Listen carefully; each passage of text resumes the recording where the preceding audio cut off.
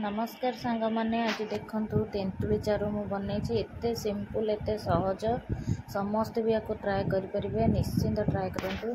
तेंतुलटा को भिजे देकी छाणवे निश्चिंत कहीं तेंतुली बहुत सारा बाली थाए सुखिकी तो से बाली गुड़ाक आम डायरेक्ट जब से रसटा को यूज करुचे ना से बालीटा आम पेट को जीव।